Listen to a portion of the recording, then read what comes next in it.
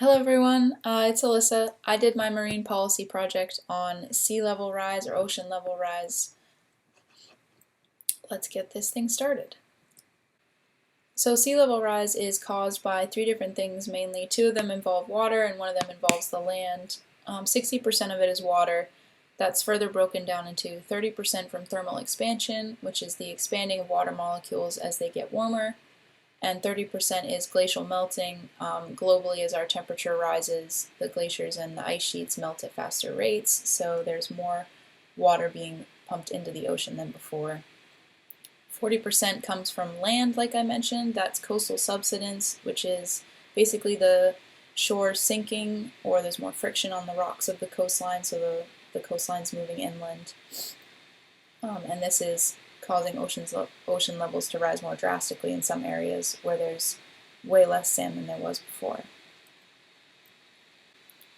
The effects of ocean level rise, as most of us know in general, it took 52 years for the ocean to rise in 6 inches, and about half that time, in another 16 years, they will have risen 6 more inches. Sea level rise causes many disruptions to ecosystems and habitats, coastlines, and wetlands. But more specifically here in Maine, the coastline along Bar Harbor has experienced 183% more tidal flooding since 2000 because of the increased inches to the tide maximum. Like I mentioned, tons of ecosystems utilize coastlines for breeding and feeding habitats. One that we pay special attention to here in Maine is the salt marsh sparrow. It's currently listed as vulnerable for endangerment. We use it specifically to monitor its genes. They're adept at rapid hybridization, most likely caused from having to adapt or evolve much faster than before to avoid extinction. And we also use them for mercury content testing here in Maine. Birds are typically a focal point when asking what animals are most affected by sea level rise. Here in Maine and on the eastern seaboard, our boreal birds are at a high risk. They live in our deciduous forests, and they're currently at the highest risk from climate change. These look like typically our warblers, our hawks, owls, and the boreal chickadee, which is pictured here. More types of birds that are at a higher risk are wetland birds. Like I mentioned, the coastline increasing floods coastal wetlands and marshes more. So the salt marsh sparrow that we just talked about, as well as herons, and ducks are also losing their breeding and feeding habitats very quickly due to sea level rise. Real estate also suffers from increased ocean levels. Many coastal towns and cities are at risk of going underwater as the sea line moves further inland. Towns like Biddeford and Portland are looking at large neighborhoods worth millions of dollars in real estate for properties and business being underwater within less than 15 years. We know that waterfronts are also very highly populated in any community, so anyone living along a waterfront, any business along a waterfront, any ecosystem along a waterfront or mouth of a river will experience increased flooding and higher tide maximum and minimum levels, which will vary more roughly. Roadways go along with real estate as a high risk due to sea level rise. A lot of our roads here in Maine run along the coast or close to it. So higher seas and higher tides will require roadways to be reconstructed or rebuilt to allow for increased water flow from the ocean and rivers. A lot of our cities like Portland, Ellsworth, Bar Harbor, York, and Saco will be looking at reconstructing parts of I-95 and Route 1. So policy around sea level rise varies. Locally, a lot of officials can't do much to mitigate sea level rise because they don't have access to FEMA flood maps, which have been updated in a lot of towns since the 70s. So they can't pinpoint which areas are at higher risk than others and warn the citizens effectively. Statewide, the Coastal Zone Management Act was founded in 1972, and it restricts a lot of the state policymakers from mitigating certain sections to different towns to handle their own issues amongst. Globally, the Paris Agreement, which I'm sure we've all heard of, thought up in 2015 and enacted in 2016, was to prevent a global temperature increase of more than 1.5 degrees Celsius. And a lot of the top 5 polluters who've signed on to this agreement are already looking at overshooting their mitigated values that they agreed to. There are more positive sides to mitigating ocean level rise.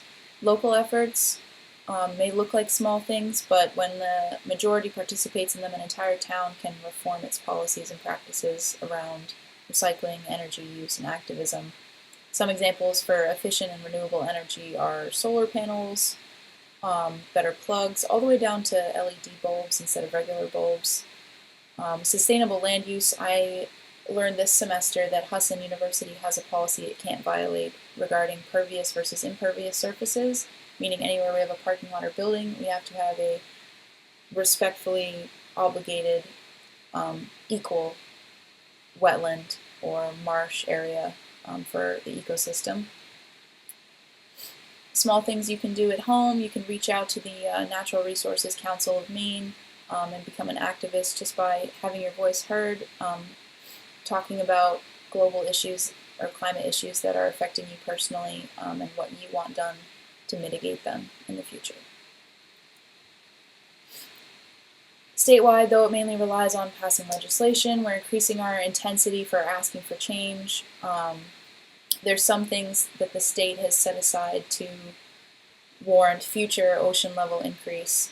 This is a land subsidence bill that we proposed, $27 million project thought up by U.S. Army engineers to replenish sand on Camp Ellis Beach in Saco for, this is where they train their recruits, but it's also a protected wetland.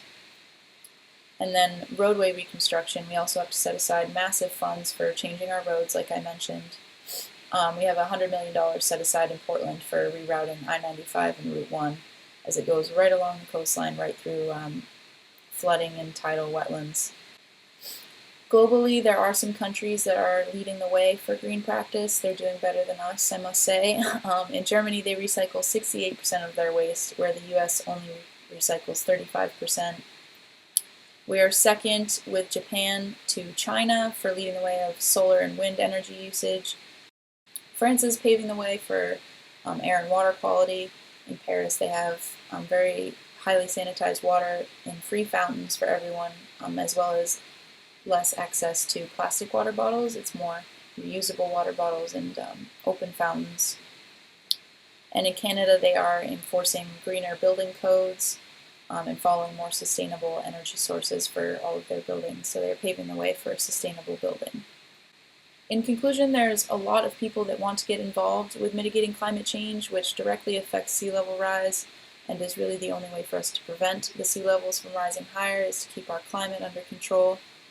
Most of us are just unsure of how to join in or unsure of what we can do in a small part to help. I hope that this presentation gave you a couple little ideas to work on in the future. And we just need to spread more awareness, basically, and educate more people about what's actually happening and how we're actually causing this to happen as a species, and what our role is in reversing this and preserving Mother Nature, because we will soon be all underwater and with nothing left to do for it. These are my citations. Thank you very much for watching.